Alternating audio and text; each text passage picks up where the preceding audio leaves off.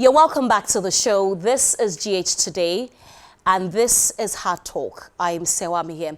Today on Hard Talk, we are joined by a veteran of Ghana's political landscape. He was once a member of parliament. He was the first deputy speaker of Ghana's fourth parliament. He was a former chairman of the NPP, Freddie Blay, popularly known as Freddie Blay. You're welcome to the show. Thank you, Serwaa. It's good to have you on Hard Talk. How have you been? I'm glad I'm here with you. How have you been? I've been in the class, but I'm picking up. A couple of weeks ago, there were rumors that you had passed. Did you see it? Yes, he showed it to me, yes. It's not the first time. Some years ago, some people came out with that. It's a prank. It's unfortunate. It's a very costly prank that people sometimes engage in. I wish they wouldn't do that, but that's how the world is. Once you get involved in politics and all other things, some will weave their mischief around you, make you a victim, in some cases for their own benefit. But we've been made aware of those who are involved in, and we are hotly. Oh, you're aware? Yes, I've been made aware. And what was the intention behind? Why would they do that? Blockers, they want a lot of people to be watching them, coming to their blog, and then maybe they gain by that. Have you taken any legal action against these people? I am contemplating it, but what's the purpose? You see me live, isn't it? Yeah. The world also knows that I'm around. Those who make it, they only frighten, scare, and sometimes make people, have high pressure. I wish they wouldn't do that again. But who knows? Right. One of the things we're going to talk about on the show today is try to unpack the NPP's loss in the 2024 elections. As a former national chairman of the party, I'm sure that you have had your own introspection of what happened. You lost by over 2 million votes. What, in your view, and from where you sit, accounted for that kind of loss, unprecedented loss? I'm glad you said we lost about 2 million votes. If you look back, what parties performed, particularly in 2020 or even 2016, and the 2 million votes that we lost, if you compare it also to what the NDC gained about less than 200,000. It means there's something wrong which can be corrected subsequently. We lost it. Quite recently, people have had their own interpretation, their own analysis of the situation. And indeed, we even set up a committee. The party did set up a committee referred to as Professor Okwe's committee. They've also gone around the whole country, interviewed our members and others, then their own analysis had come out to the party leadership with their findings.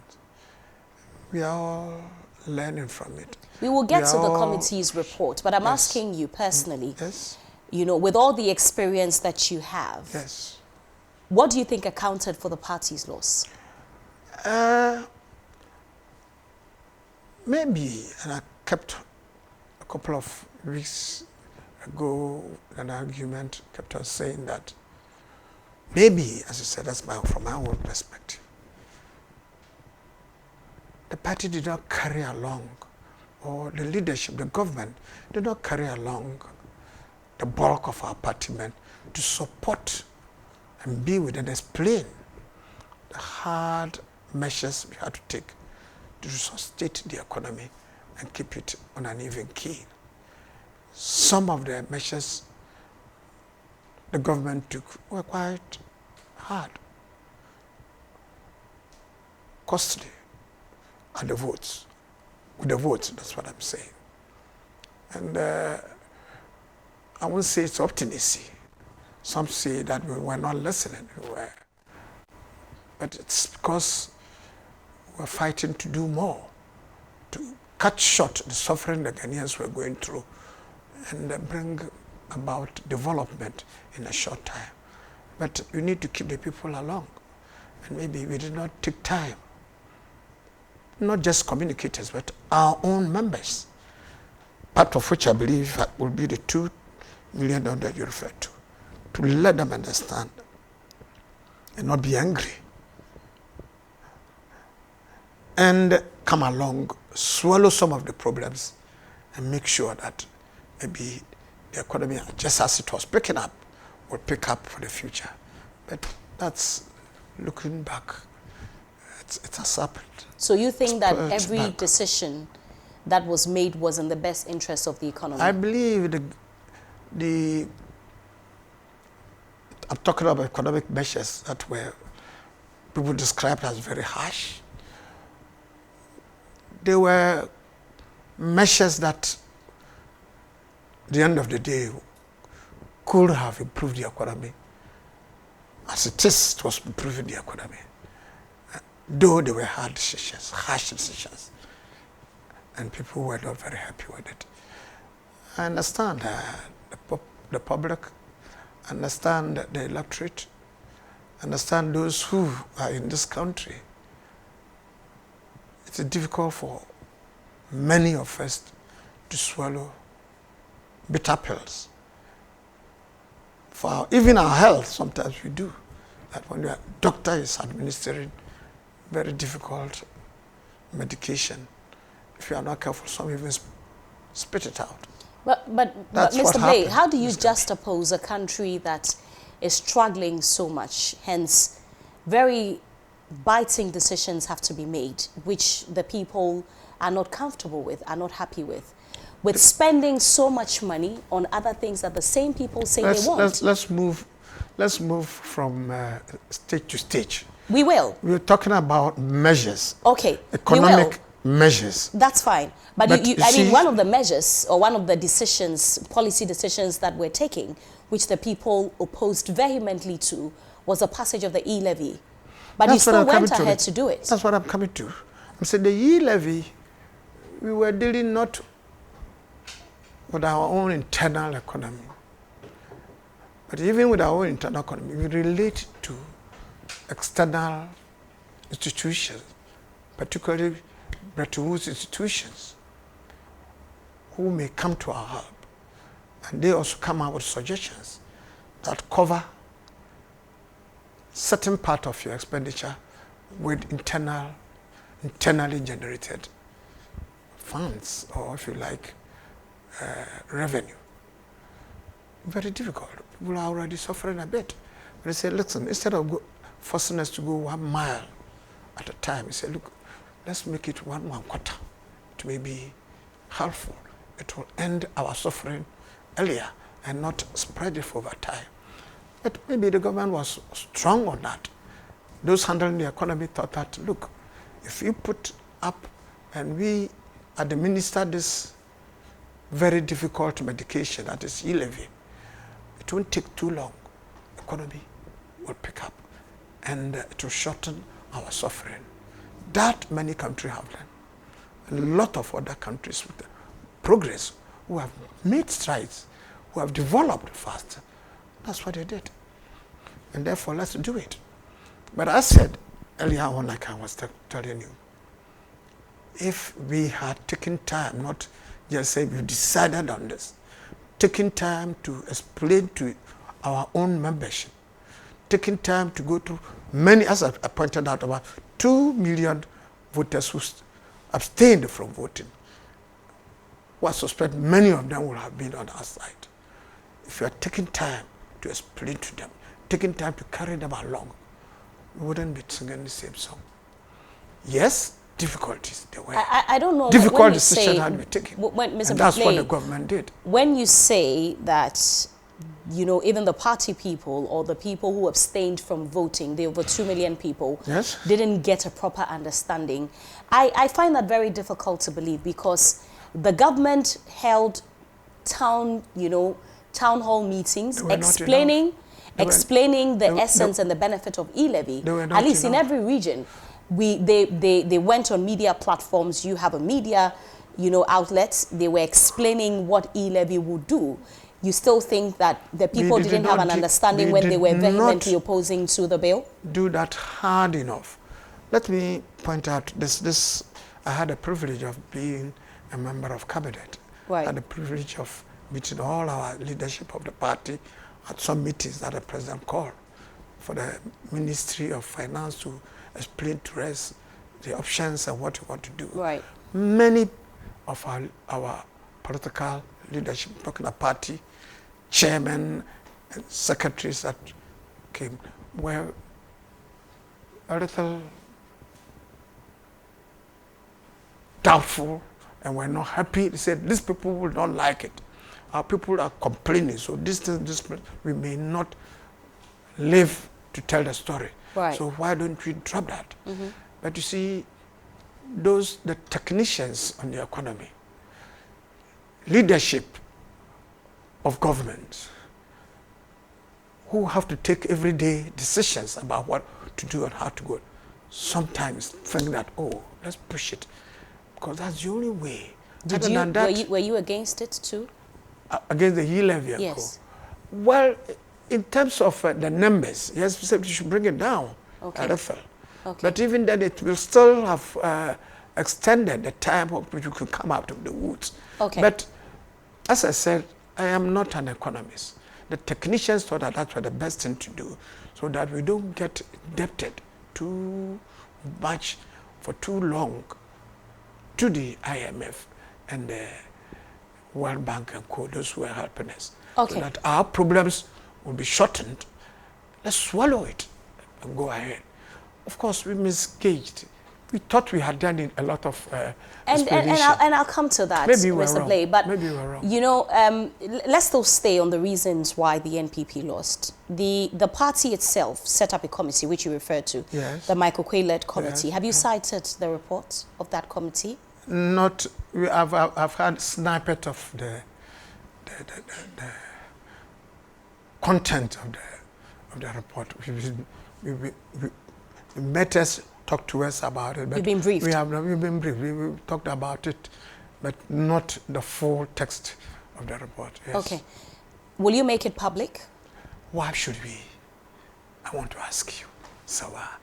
I mean, it's talking about what happened and the way forward. These are, I will refer to as trade secrets. These are our reports that we have to keep. These are very, very sensitive reports. It contains a few reports, a few statements by individuals and groups that if you make it public, we may be fighting against each other for no good. Besides that, we have opponents who may also read it. We've learned some lessons from the past. If you give it up and people read it, sometimes they will, instead of using it to help up the cause of our party, some may use it against the party. So we will, the necessary parts of it, which may not lead to confusion, misrepresentation, mishandling, definitely we will let the party members know. Well, but not you. Okay, you don't want me to know, I'm the general public, but your flag bearer, yes, has come out to say the reasons why he lost the election. Some of them. The main reasons. That's what he said. So that's about. So he talked about economic measures. He's talked about the DDEP. He's talked about arrogance of power. He has talked about the National Cathedral, for instance. These are petty. National Cathedral. National Cathedral is petty? So far as I'm concerned, it's petty. Maybe you will find the use of it later on. Indeed, I, for one, over the National Cathedral, I supported it. I thought it's good. They don't see the need. People don't see the need. People criticize it. The media will go at it. But I knew and I was convinced, if I've traveled around a few other countries, you see that they have national cathedrals and mosques. In the long run, it helps the country. In the long run, it brings people united. It is a national, a museum like that will be a national asset where it may end up even attracting more money than the money used for it. But be it as it is, being part of it, that was used against the party. Let's accept it. But as I said, it's about 56 or so million that was. It's not, it didn't dig a major hole in our economy. But of course, people use it. You went on to, earlier on to say, but do you agree? Hold on the National Cathedral. Do you, or have you looked at it in this way, that maybe if the government had come out to tell us this was the initial plan for which reason we needed the National Cathedral, people might have bought into it, rather than the president or the former president telling us that it was a personal promise that he made to God, that if he won the election, he was going to build him a National Cathedral? That's, you know what? Decisions are taken by leadership over what he says he made a personal promise to God, whatever it is that you want to talk about. Maybe it's a question of presentation. But says, I am a leader, I made a promise that this country, I want people of this country to have free education, national health insurance. These are most often a decision that the leadership comes out with. If it turns out well, it's good. We're building Jubilee. Kufuor was building Jubilee. Some said they would make it into a hen coop and thought it was unnecessary, waste of money. Today it is the house or the building that houses the leadership of the government. Kwame Nkrumah might have built this way, that is Tamba motorway to Accra, and was even standing somewhere. Akosombo. Some said it was useless. White elephant. Don't build such an. We need money to go to hospital and go. It was built. It's been useful. I'm saying that particular building that I don't believe will have cost us more than 100. That people have made so much noise about it. In the long run, I don't believe that even government of the day will abandon it over time. They may go back to it and construct it. But as I said, there was politics involved. Mr. Blay, you have traveled around the world. Yes. You talk about seeing these cathedrals in many other countries. Not but only the some of cathedrals, these countries are very well developed. No. Back in here, at the time we are not developed. We still have children who are learning under school trees. We have sick people who are being treated on the floor. Are you a Christian? There are no beds. Are you a Christian? Yes, I am a Christian. When somebody brought very, very expensive oil to, as it were, clean the feet of Jesus. Some said, why? You're wasting the oil. Why don't you go and give them? There are poor people around. Instead of going to sell and use the money to give to the poor, you are doing that, you are wasting it. What did Jesus say? The poor will always be with us. It takes certain decisions to do certain things that people may think they are not priority. But leadership takes pain to make such decisions. At the end of the day, history will judge. How do you convince the ordinary Ghanaian that we should put up a national cathedral when majority of its children are still learning under trees? Wait. Morocco built... You haven't answered my question, Mr. Blay. What I'm saying is that efforts to make people will learn in classrooms all over the country. We started it in 57, maybe even pre-67. We've been building on that. Maybe we may not end, some of us, in our lifetime. In America, where they say it's the first world, the best world, there is poverty. There are people without lights, some without water, in America. In America. So I'm saying that definitely this country is not heaven, and no one may be able to turn it into heaven. So other things, other priorities, and it is the decision of leadership. You may disagree that cathedral is not important. Those who go to churches say that people correct collection and what they pay in terms of their dues. I've forgotten what it is about. The tithe. Tithe, that's 10% of whatever they earn. And some of such individual churches have built up mansions. You may argue that it's not from our revenue. People pay for it. Some of them don't even pay taxes, but they use money for that. We allow that. It's the same way. But as I said, don't let's spend so much time on the cathedral, which was being used politically. And I am saying that I predict, maybe not 2 years, 3 years, I predict the government that will come will realize that it was important and go back to it. Okay. But let the leadership of our party take the blame. That this may have been part of it that had led to we being voted out. I say we not me. I have also been. I'm also privy to certain details of the committee's report, and I am reliably informed. Are you? That is part. I don't know you the haven't details. seen that the National Cathedral was part of the reason. Well, in fact, the flag bearer has even said it on a platform. He also cites arrogance of power. Well, I will not put it this way. That's arrogance of power. Maybe it's obstinacy in terms of standing firm that, look, we need it, irrespective of what people are saying. It's leadership leads, not led. You're telling me, sometimes, and the people watching, that when the people that you are ruling, governing, say they don't want e-levy, you go ahead and you pass the bill, and then you cut a cake on top of it. That is not arrogance? No, listen. I know the details of what you were referring to as the cutting cake. It has a very funny history. What happened? What happened? I don't know. I'm told, if those who told me are not telling the truth, then call me a liar. Okay. But I'm told that at that particular party, friends of that individual who were on the other side jokingly brought it up there, and then it was cut. I said, they made it e-levy. It's not just to mock at the people and say that we suboni more and so forth. People exaggerated it. These are pranks that were committed. But I don't remember anyone from the NPP coming to dispute that fact. It's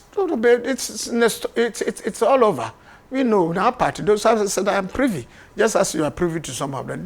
I'm not privy to this one. And that's what's happened. I don't want to go into the details, but that's what happened. It's not the individual that I'm going to cut a e-levy party, a e-levy cake, and rob it in. In any case, taxes were not going to be brought to Did Osechi Mensabunsu tell you this? this? That is what I know for sure. That's what he told you? Not that he even told me. Those who were there, who were present for that occasion, did it. No. Because that was his party. Well, yes, that's what I'm saying. A friend of his, he was in leadership of parliament. And a parliamentarian who was on the other side brought it to him to do that. And then they thought it was just a joke. And people made mountain out of that Bawumia. But be it as it may, some people may say it's part of the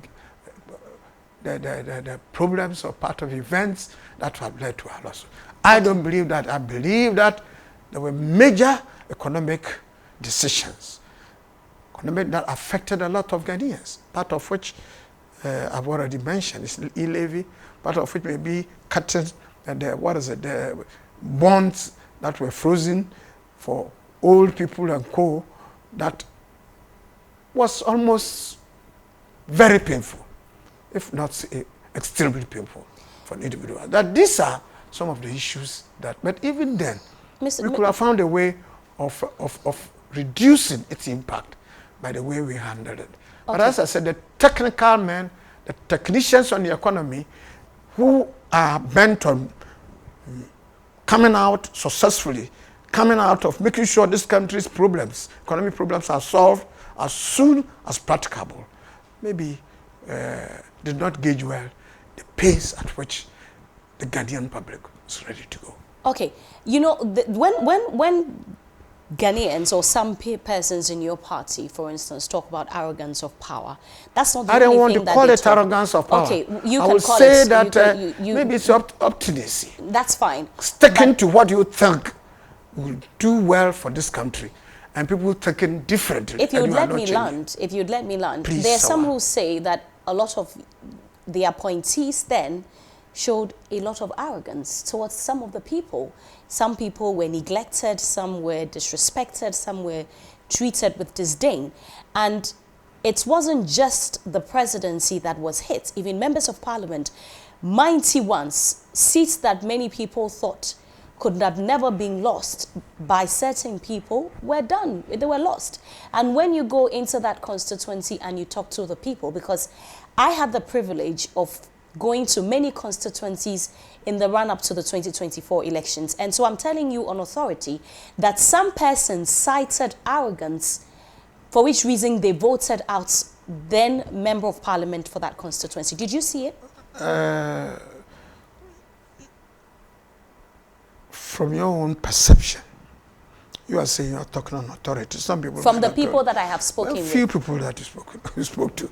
Let's take it that some... You see, there is resentment in the industry of politics.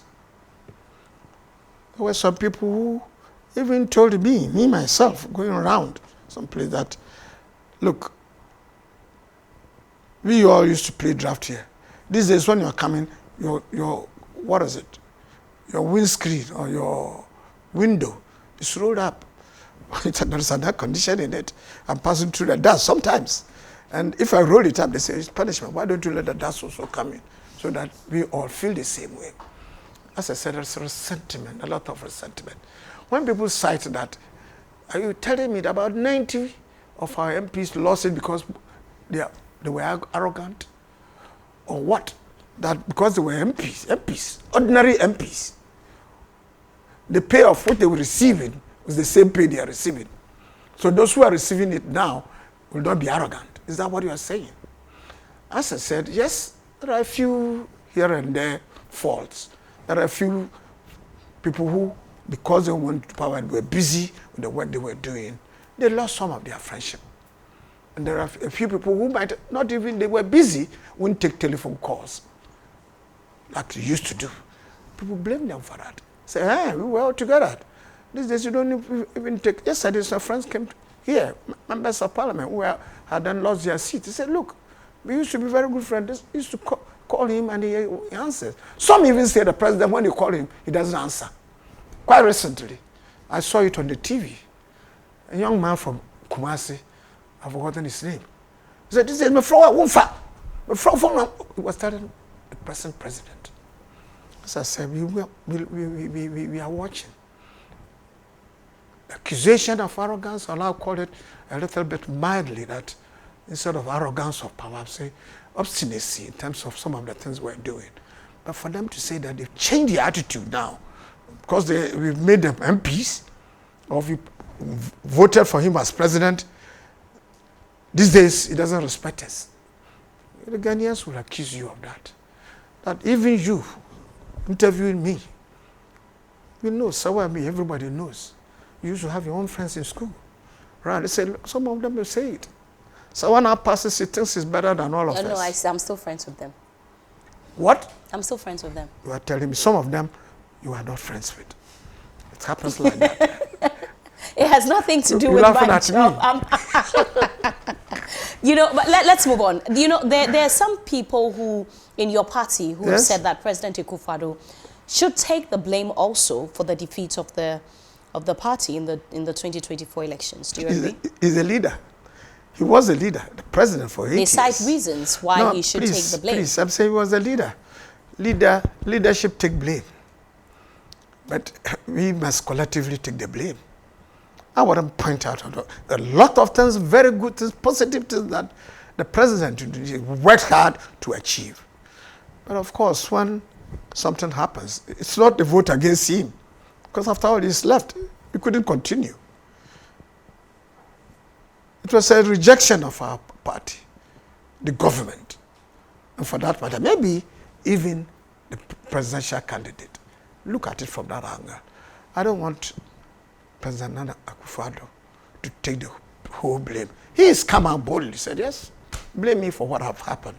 But that to me is a bold face and somebody who wants to say, leave my followers and I will take the full blame for myself. I don't want to do it. I look at it differently. We all, members of our party, leadership of our party, members in government, those who were given certain positions, we might have contributed in a little way here and there. But in principle, few economic policies that we pursued, which I'm saying were not done to punish. Even Jesus says that, the father, me the father, if you ask for bread, how can I give you steak? If you ask for water, I give you poison. I want to be popular. Party, government wants to be popular. But it depends on how you want to go about it. What we did, and I'm saying the policy of e-levy, the policy of, what is it? A few things that had been mentioned. DDEP. The DDEP. The DDEP and co. were meant for good. But maybe we introduced it too harshly and did not convince those for whom we owed an explanation. We could have carried them. We failed with our relationship with the party.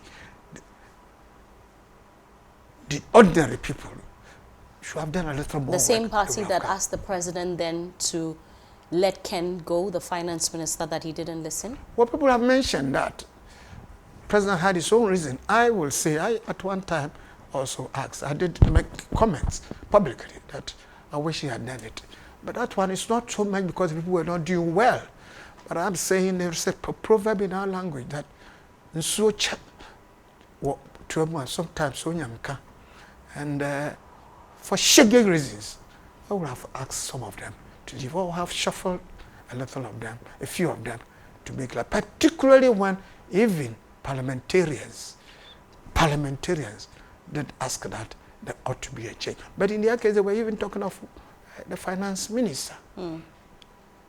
And the president didn't see the need for it at that time. And he thought he was handling the matter well with the IMF and co. So he decided that no. Some said that, well, maybe you were mistaken. You could have sacrificed him somehow. But if he didn't do that. It's history. If many people, even in Parliament, wants this person to go or be reshuffled, and the president says no, was the president making decisions on his own without consulting anybody? As I said, even me sitting here, and I can have the privilege of telling you that we talked about it. Said that even on the radio program, somebody asked me, I said, it's taking too long. We should have made those changes as a matter of style and co. But the president here works with people, and sometimes there are people that he works with, and he takes to their to liken them and things that they may be doing well and co. But I am not holding brief in extenso for this decision. Maybe because I myself am not convinced that you shouldn't have done it. You should have done it a little earlier, though a few, to let people know this is what is happening. But, Madam, Serwaa, leadership is difficult. Leadership, sometimes you don't listen to the popular majorities. That's leadership. Sometimes you don't listen to the voice of the popular majorities. If you are convinced about something and think it's in the best interest of those who are doing it, sometimes you may say, well, I'm doing it for you. If you say you don't want to, let me do it this way, but it will tend to hurt you. It will tend to hurt the people you are doing it. That's why sometimes you are a bit obstinate, you are a bit difficult over certain decisions that you take. You turn around. People will turn around to let you know that, oh, you took a better decision. It was a good decision you took for us. But they won't remember that, particularly when your government had fallen. Okay. We have to take a break, but before then, I'm sure that you have seen the thank you tour that the flag bearer and some party members have embarked on. I wish I had the privilege of also taking part. The form and structure that it's being done, in which it's being done? Yes, it's good. Although it should have come earlier, but explanation had been given and they were waiting for the committee's report. Whatever it is in Ghana, they say, whether it is good or it is bad, thank God for what is happening. Maybe if me, I'm in a position that most of you have not voted for me or didn't go to vote. I might say that, well, let's wait and see what happens. But he says, thank you. Thank you for even tolerating me for the years that we were in government. Thank you for making sure that this country remains stable. You took a decision one way or the other. We thank you for it. It's a very good thing that we decided to do. Okay.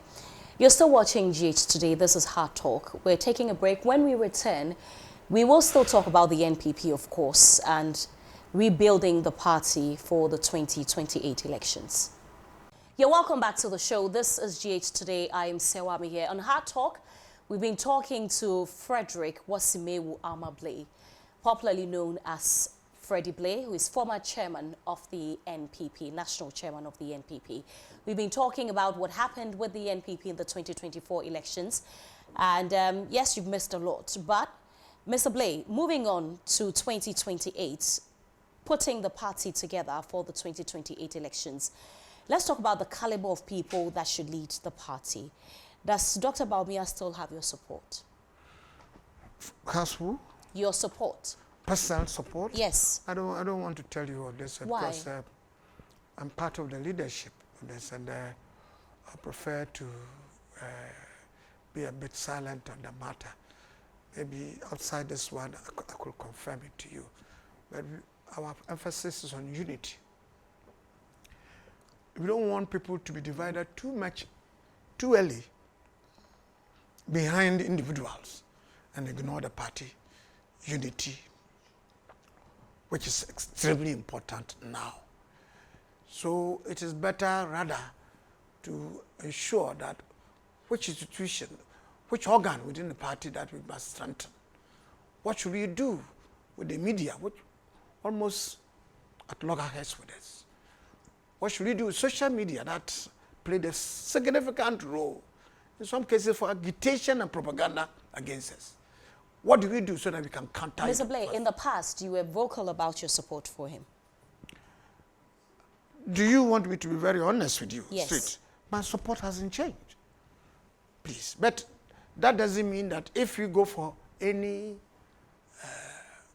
congress and people or conference, and the party decide that it's not going to be Dr. Bawumia, I want to cry. But as a former national chairman, and with all the experience you have in politics, who do you think will be the best person to lead the party in the 2028 That's what I'm saying. elections? This is too early to Mr. talk Blay, about. I'm just asking you. You've asked me, I've answered, and you are still answering me. Who do you think will be the best Asking person? me questions. You I'm haven't saying, answered that one. Please, if the party decide that such an individual should lead us, it is my duty, my responsibility to rally around and support. Because Absolutely, I I have agree my with that. personal opinion. It's like asking the Electoral Commission, whom does he vote for? Well, thankfully, you're not the Electoral Commissioner. Fortunately. And I'm saying we have, as a matter of principle, the leadership should, as much as possible, refrain from coming out to say, I support this one, I support that one. It's better we go along with what the ordinary people will say. And I want to assure you, Serwaa, I'm not playing games with you. I'm saying, if the party decide on anyone, me, I will campaign, I will advocate, I will do what is expected of me in favor of that individual. But for clarity, you still support Dr. Bawumia. I have answered that question. Don't go back to it. No, but I just want to be clear. He still asked has me. your support. I'm saying that I have not changed my opinion on Dr. Bawumia. I did tell you that. All right. Okay. Thank you very much for that clarity. But do you think, from where you sit, that Akufo-Addo still supports Dr. Bawumia? How do I know? Please, you directed your question at the wrong person. I'm not, whereas I don't see, I have not met former president, my boss, to discuss this matter with. So I would prefer maybe you ask, if you have the opportunity, which you should, go and ask. The flag bearer, the former flag bearer, says he doesn't believe that religion played a role in his defeat or in the defeat of the party. Neither do I believe so, too. As a person, I don't believe that it's Christians as well as Muslims. To me, that's even what encourages me, saying that, look, it's mainly the economic decisions, the policies which we pushed and pushed hard might have resulted in it. This country did not vote based on religion. Some individual small groups want to make it look like as if those who voted whether to vote for a Christian or whether to vote for a Muslim and so. So I agree with him on that point. I've been speaking to a couple of your party supporters, you know, by virtue of the party members, by virtue of the work that I do. Some say that the party leadership in its entirety failed them. Do you think so? I disagree with that. What do I say so? I've been part of leadership before and maybe involved in 2 elections, which, thank God, we all succeeded. Do I say that I played a significant role or I was carrying the party on my head? No. We all played a role. Earlier when we've asked that question, I've told you that we take responsibility together, collective responsibility. If you say that it's party leadership did not go and vote or did not go and campaign at the constituency or at the polling station where people did not turn up to become agents, it's a whole lot of reasons that I've added. But I don't want to make it look like as if it's only the chairman, the general secretary, and others who should suffer some kind of punishment or be held blameable for what has happened to us. We take the blame together, collectively, all of us. But party leadership is responsible for mobilization. Yes, some say you did a pretty good job when you were national chairman. I don't want to be singled out and make it look like we did a good job. Maybe the others who came also did even better. Maybe we wouldn't know. But as I said, success have many friends. When you fail, you are not fun. Should Stephen and team contest again? Why should I say? You should decide. You should decide. I don't know. I don't want to. Do you think you did a good job as a chairman? He didn't do a bad job, from my perspective. Okay. Still on mobilizing the party for the 2028 elections, I asked you who should be leading the party. You refused to talk about the presidential one. At least we have a clear idea that you still support Dr. Bawumia. What about national chairmanship? Who do you think will be the best fit? That's even worse. It's not fair to me. Okay, but certain names have come up. No, I don't want. We've heard Chairman Wunsumi's name. We have heard Oseche Mensah Bonsu. Serwaa, you are interviewing me here, and your audience and people who are watching you have so much confidence in what comes out from your interview. I will plead that the First Amendment, let me not say anything that will not help my party, nor help even your own interview. Okay, so at least for national chairmanship, you don't want to speak on it. What about general secretary? Same. We are told John Boydu wants to come back as general secretary. I don't know who are coming out at the moment. Nobody if he did, would you support his candidature? I don't want to say anything about Why? it now. As I said, I will wait. I don't want to. Indeed, you press me very hard on... Do you know how many people want to know who you support? So many of them. I don't have an idea, and I don't want to say it I'm telling you.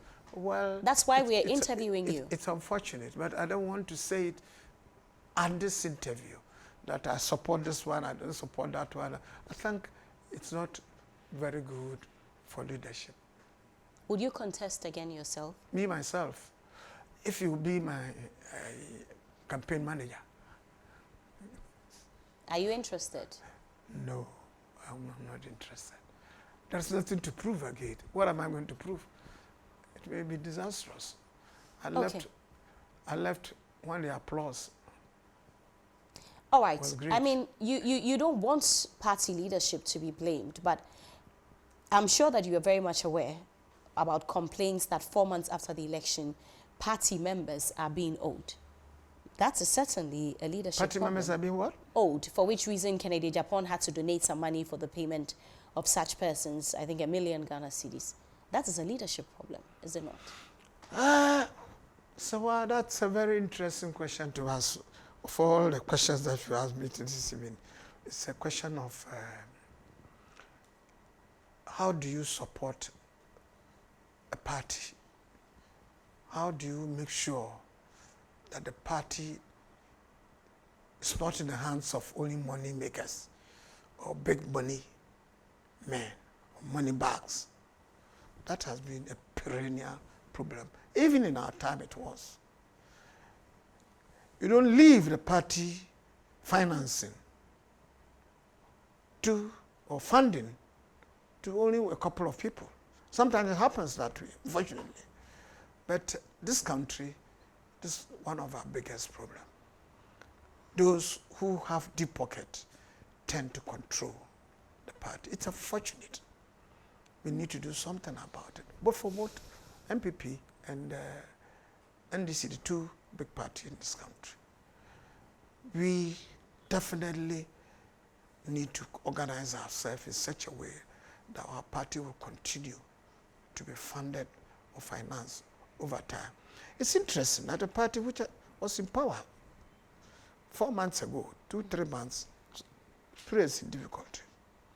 That shows that the party itself did not accumulate funds. Well, what happened to the dues? The dues people sometimes tend not to pay.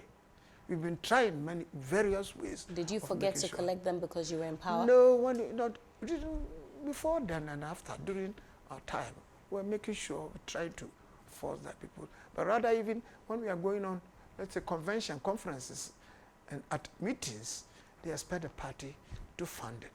We have not come out in a very appropriate, neat, and transparent way of managing. This is built up, what is it? It's built headquarters. So 20 million headquarters. You should ask, where did they get the money from? But be it as it may, here is a party that has come out of power within only 3 months. There's no money, except you see the people who rather put the money in their pocket rather than bringing it to the party to help. But there was a problem with that. We've always encountered that kind of problem. I do remember that when I was a member of parliament, we brought it up, an application that we should have some of the parties funded. But Asama then was the Attorney General and Minister of, both Minister of Foreign Affairs and Attorney. He did say no, they wouldn't agree. Maybe when we also came into power, that time, later, some people said no, they were not enthusiastic. They didn't know there would be a rainy day. If we have to make sure our parties don't engage in activities that cannot be defended, we must find a way, transparent, open way of ensuring that the parties are taken care of. It will help the democracy of this country. Okay. There have also been general calls, well, at least I've seen two, asking for general amnesty for persons who were suspended in the party or even expelled from the party. The Member of Parliament for Kaikui Central has spoken on it on our platform. GHOne as well mentioned people who were suspended during a focus time, during Alan's time, to be granted amnesty. Where do you stand on that?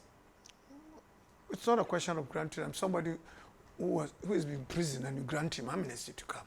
If you are saying people should come, some people may not even be prepared to come. They form their own parties. Others have joined some other party who were members of our party before then.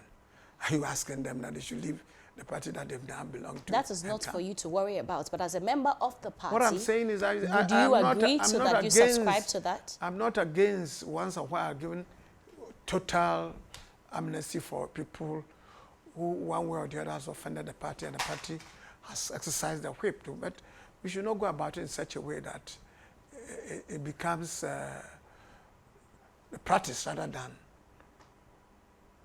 the abnormal way of going about it. Sure, if you go against the party today and you are punished, the next day you say we are giving amnesty, come. make nonsense out of that. But whatever it is, there is a proverb that Samafumpo Piondodo. So we need a lot of people to come and join the party, but not to come in and spoil it. Those who want to come and be enthusiastic and show remorse and contrition of whatever they did against the party, unless they insist that they've done nothing wrong.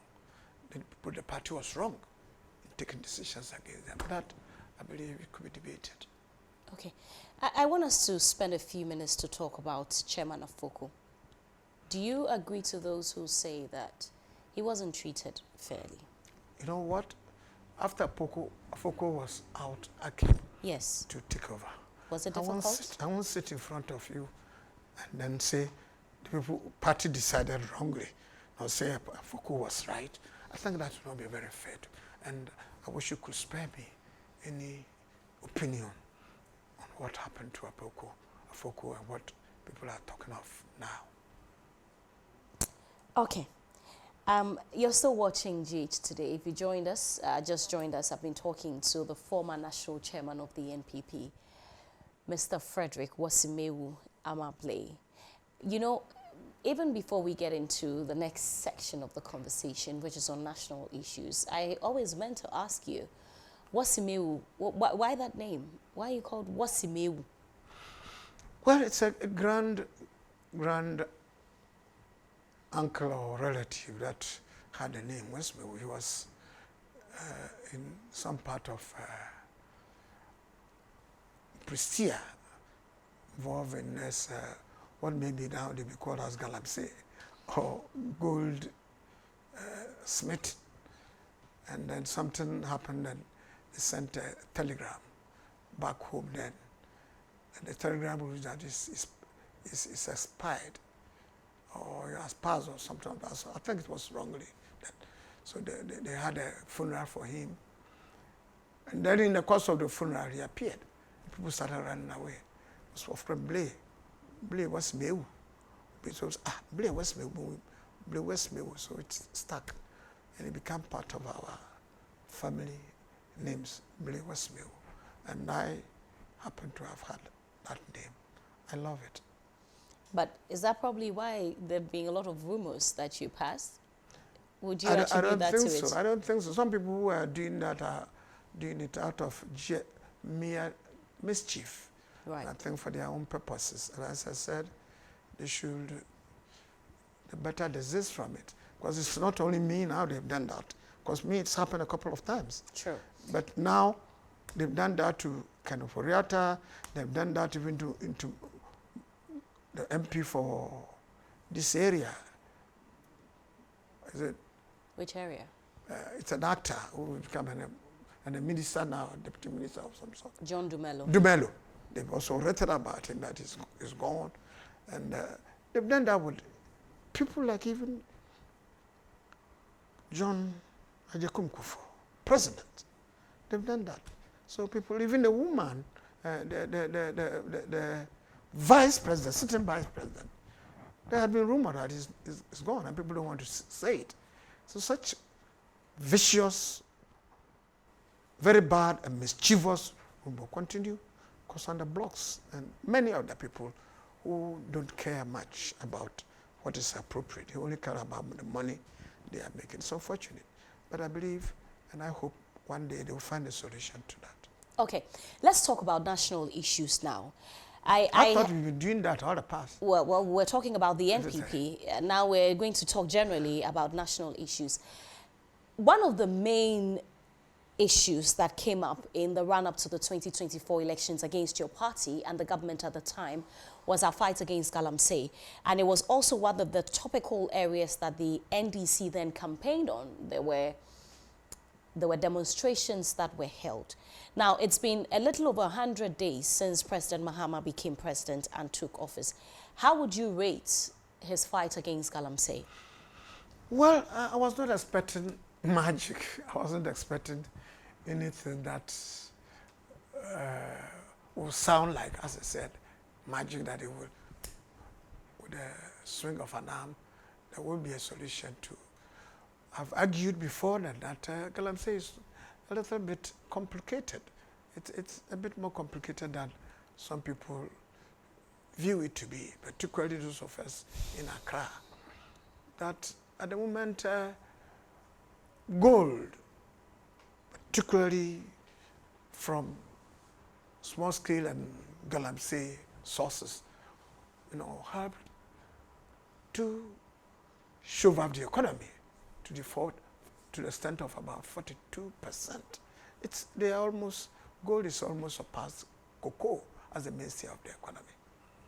And various means, the only way it comes in mainly, apart from the long shaft gold mining companies like Bibiani and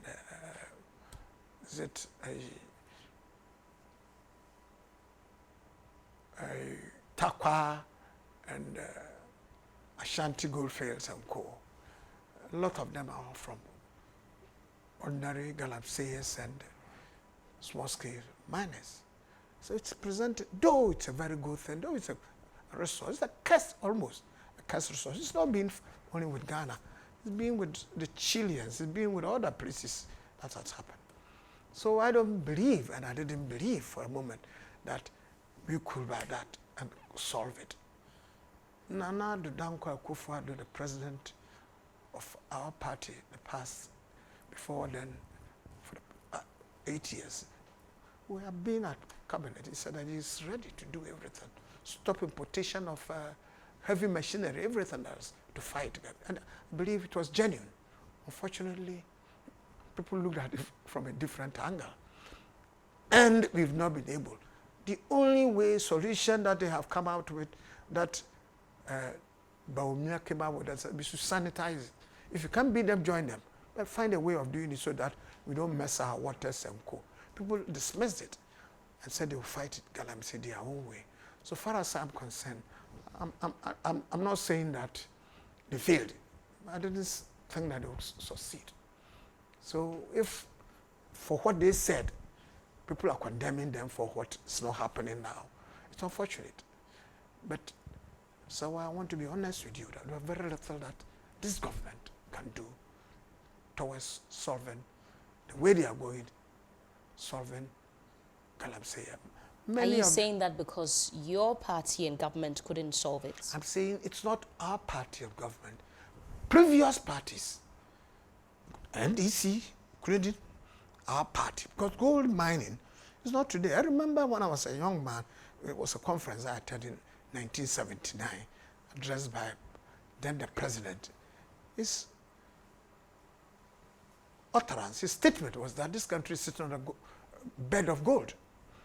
It is for us to harness it and then exploit it. But the way to go about it is the problem, because it's not something that you have to build, come with big machines and co. Even behind your house with holes and water and co, you can try to look for gold, and you may end up destroying the houses and co. And more so this time around, our water resources and forestry. Foreigners are even coming in, because if you have gold, it's like sugar inviting ants. It will happen. So all you got to do is to find a very good way of managing it. Those who say they want to stop it, particularly this government who said that it will stop it when it comes to power, I knew that it's literally impossible. I come from a gold area. I come from Western region. Gold is abundant. Galamsey has come out with the gold. So it's not going to be easy.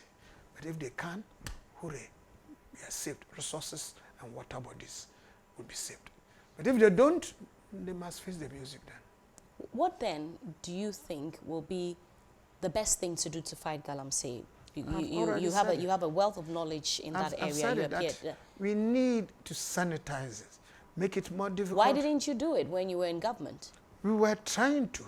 In fact, at some stage, for a party that promised, or for a president that promised to put his presidency on the line, you were trying to fight it. The solutions, people were prescribing solutions. Some were saying, let the army go in, give them goggles for the night, because the people come there in the night to do that. Give them goggles, night goggles. Put the soldiers there and the police, and stop, as I told you, stop importation of those things that they used to dig the gold. Excavators. Excavators and champagne, and anybody somewhere around will have champagne, seize it, burn it. Don't allow foreigners to come in. We tried it several times. We discussed it. The water that people now were making noise about it, it has been brought even in cabinet. I remember Professor Patton came out to say, this is the water, they are spoiling our matter. Mr. President decided that everything that could be done should be done to stop it. But I'm saying the spirit may be willing, but the body and the idea of gold, when people can dig, as I told you, behind their house and look for gold. If you are not convinced, your children may do it and spoil your house. So it's not easy. The only way to sanitize it, make it more difficult, going by the rivers, touching the forest, and being very hard in terms of punishment for those who don't obey some of these rules. And therefore, training them as well, those who are involved in it, the way to go about it. But even then, it's difficult. Some people, no matter what, we train them to grow trees, they will go back, they won't do it. So we have a problem, and the problem needs all of us to talk about it. Those who used it, unfortunately, for elections and propaganda, they've realized that it was not the best thing. They face it. But it doesn't matter. Let's forgive them. Let's all come together and ensure that our environment is saved. But without shutting the door for those who are involved in also winning what God has given them on their own land. All right. You're still watching GH Today here on GHOne TV. It's been Hard Talk. I've been talking with Freddie Blay. He's former National Chairman of the NPP. In about 10 minutes, I'll be wrapping up the conversation. But there's a lot that has been happening this past week. The suspension of the CJ. What do you make of it? Well, I think it's unfortunate. As a lawyer, I look at it and I feel very hurt. And I believe that some of us panic over it, you know. Of course, I won't say that even a president, when he needs to be impeached, why not? It's painful. But maybe we have to go the way if he's done something like a president going to commit murder in his own house, or doing something that is heinous, and we need to go through the process of impeaching him. People will have to do that. In the same way, I'll talk about the CJ, Chief Justice, the head of the Judiciary, one of the organs, very important organ of government. If he does something very wrong, it's a disappointment that we should all be sorry for that. Why should such a person get to that state? Because that's why we should try to make them comfortable. That's why we should protect them. That's why we should go through a rigmarole, hard process of coming out with the CJ. Fortunately, this country, it's not by some places in America, they sometimes even elect people to go to the judiciary. Fortunately, this is not what we do. Ours is like the British system. Me, as a trained lawyer for over 40 years, my heart bleeds looking at what has come out, the reasons why people are making a move, and indeed, the Chief Justice has been suspended. As a lawyer, and I'm not talking as a party man or somebody whose party at the time brought in the Chief Justice. I have known the Chief Justice that is extremely apolitical, and I'm being honest with you. Known him as a lawyer at the bar and on the bench. It's extremely apolitical. Now, what are the reasons so far have been provided for? I've read through the 3 petitions. I wanted to make sure that, look, from my own perspective, as an ordinary man, and maybe as a lawyer even, I'm appalled. I feel very sorry that we are destabilizing the judiciary. If you do, the judiciary breaks down. Individual judges begin to do things. Some of them are rogue elements. They will misbehave. If you don't have a very strong person at the top ensuring that what judges are doing is the right thing and taking strong measures to contain it. The 3 petitions, unless there are other reasons that they've kept from the public, or public have not had opportunity or privilege of seeing through. But if these are the reasons that have been used, I feel very, very disappointed that we've gone ahead to, as it were, suspend the Chief Justice while they go through with this. I'm even alarmed when I'm told that out of 31, 30 members of the National Council of State, I'm told, I don't know how far that is true, but if it's so, I feel very disappointed. You're told that? That out of the 30... Sami Jemfi on the on one of these interviews like I'm having has come out to say that, yes, he said it on authority. 30 out of 31 members of the Council of State agreed that it should be suspended. I'm alarmed.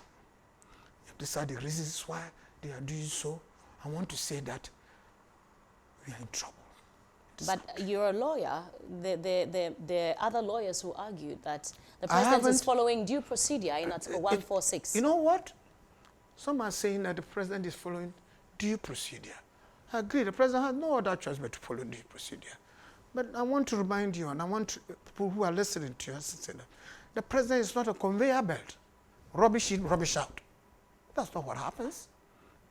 Look at it prima facie if he thinks it's worth the paper it's written on before he puts it. Does the president think that it's worth? Or he says, I have nothing to do with it. Once there will be 30, any chief justice that come into this country, there could be 30 petitions. So what the president will sit down is, yes, go. Yes, go. Any petition that comes. Lawyers write petitions for their clients for sometimes very, very, very reasonable reasons. It's for the judge to say, the chief justice also to say, no, let's forget it. I won't look at it. Why do you even bring such a case to me? For the president, for any people to argue. Was it not the same petition that you talk about that caused the removal of Charlotte Osei? Madam, I think you are mixing apples with oranges. Why? What I'm saying is that Charlotte is not a chief justice. Charlotte is not a head of 3 organs, the organs of government. The parliament, judiciary, and the executive. So because she is the chief justice, we should make an exception for her? Let me finish.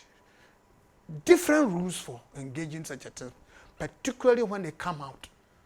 Members of the people you are dealing with say that you misappropriated this, you've misappropriated huge sums of money which has been misappropriated and is brought by a set up to go into it. I am not saying that because of what happened in Charlotte Osei matter, so it should happen in judiciary. It should happen with the chief justice. Is that what you are saying? That it should happen with the speaker. It should happen with the president himself. When somebody says that the president, I wanted money for food in my house because I don't have money, and the president didn't give a petition that parliamentarians should sign it, I want the president out. Is that what we are up to? The president is not a conveyor belt, you said. Governance is a very serious business. If you are not careful, you do that, you destabilize this country for all of us. But you remember that President Akufo-Addo said at the time when petitions were brought against Charlotte Osei that he was just the conveyor belt? I've never heard that. He didn't say he was conveyor belt. He didn't say so. And I've never heard it. You are telling me. Well, but I'm saying the president is not a conveyor belt. Rubbish in, rubbish out. But if the president said that, I'm giving an example. Somebody but isn't that what the committee will be investigating the matter? The suspension isn't sacking, is it? I agree with you. I agree with you, fortunately.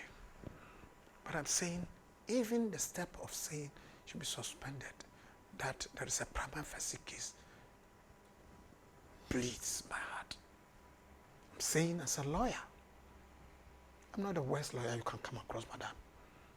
And I agree with almost But the good friends that we've Constitution met. makes provision for suspension It makes pending provision. what the committee Not says. at all. You're emphasizing what the committee says. I'm saying even to go on to the extent of saying that there's a prima facie case. Mr. President, I'm sorry.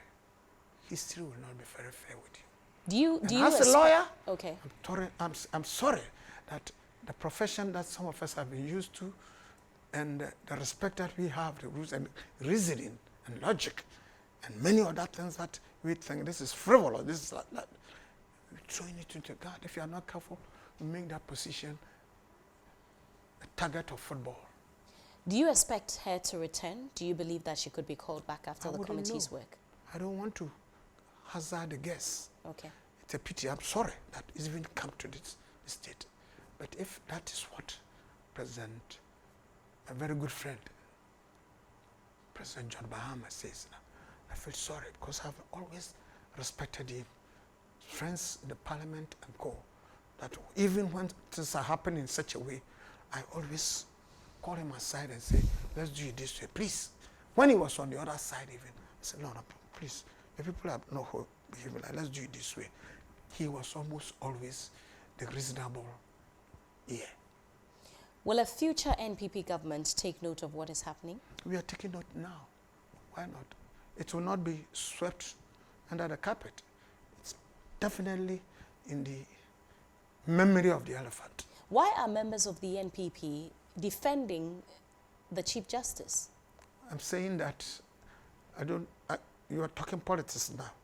When you ask me, I talk to you as a lawyer. Exactly, I know that, but I have seen press statements and press conferences by some that's what members of the happened in party. this country. Immediately a matter is taken over from one side so vehemently, not made look like as if it's a simple matter. Politics are drawn. Because there have been allegations of bias, favoring the NPP from the judiciary. I'm sure that you have heard those. I wish you can cite example.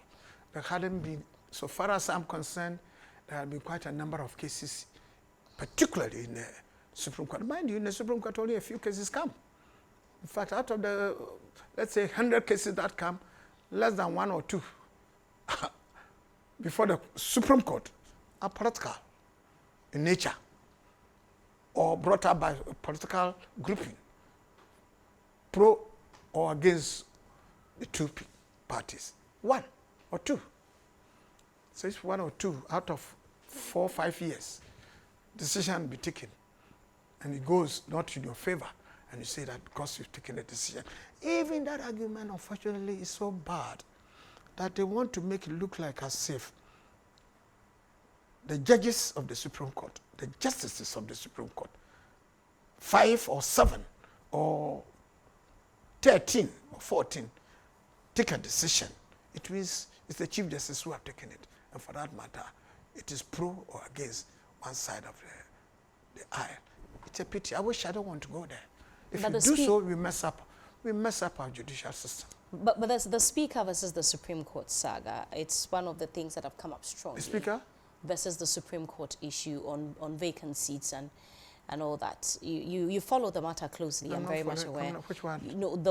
When the Speaker had to make a ruling on which seats were vacant, which had to go to court. Me?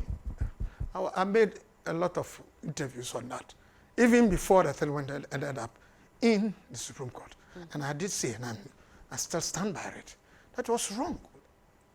That it is not in the best interest of members of Parliament that we should leave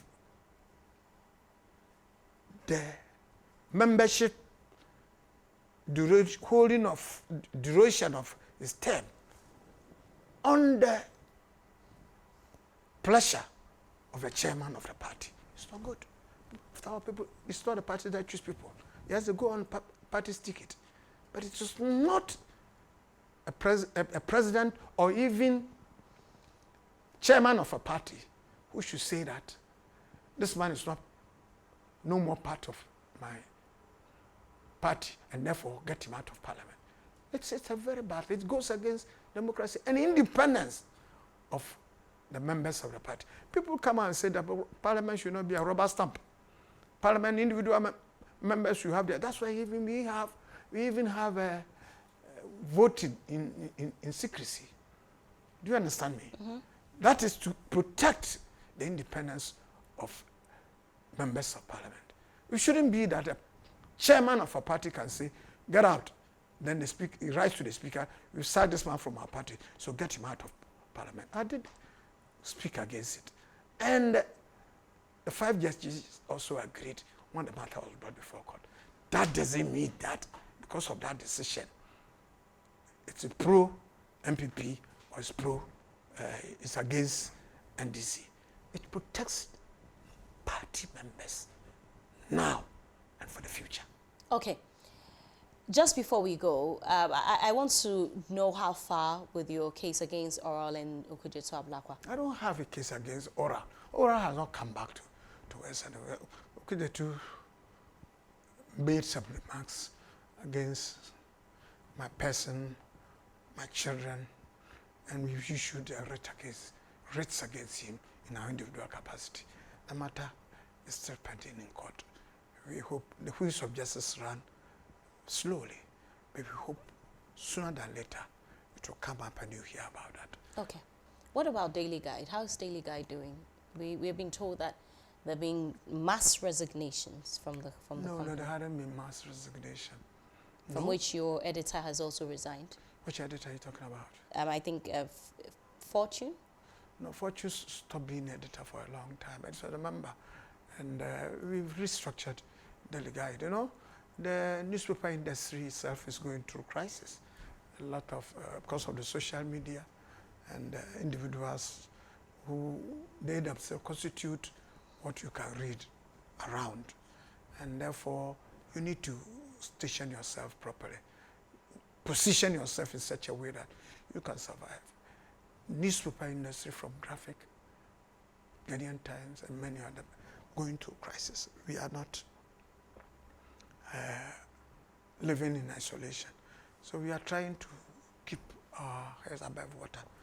Therefore, certain decisions have been taken, but no mass resignation at all. Thank you very much for speaking with us. Frederick Wasimiu Blay, popularly known as Freddie Blay, former National Chairman of the NPP, former First Deputy Speaker under the 4th Parliament, former GNPC Chairman, and it goes on, and a legal practitioner as well. Thank you so much for coming on the show. You're welcome. Thank you also, Serwaa Amihere. I thought it should be my relative. The name Amihere is part of my family house name. So I will examine it very well, find out. Thank you so much. Stay with us. There's more after the break.